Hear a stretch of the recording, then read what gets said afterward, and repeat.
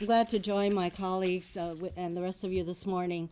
This incessant and seemingly irrational continuing attack on the Affordable Care Act it truly defies all logic. So here we are on the eve of a government shutdown, and rather than going forward and doing what we're supposed to be doing, which is to keep government running, the Republicans have used every single opportunity to put in various provisions that would defund the Affordable Care Act. This isn't the first time in the House they have tried to repeal the Affordable Care Act dozens of times. And when I was in the House, I voted against every single one of those efforts.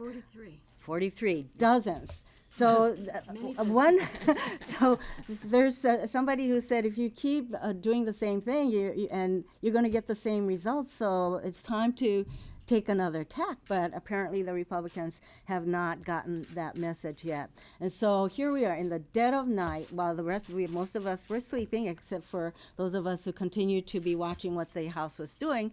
At midnight or some dead of night, they snuck in a provision one more time that specifically targets women of this country.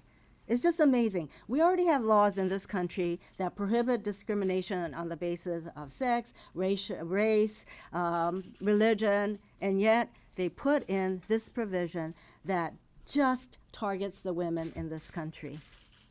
It truly defies logic, and my colleagues have already talked about what they're doing is preventive care for women, where the women do not have to pay copay. Mm-hmm. So it especially, hits women in a way that is totally unjustified, unfair.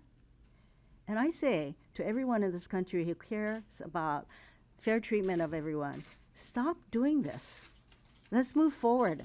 Let us pass legislation that's going to keep government going, that's going to raise the debt ceiling, and then we can have a rational, reasoned debate. Yes, we have a lot of differences on these other issues. Stop targeting women for these kinds of specific attacks.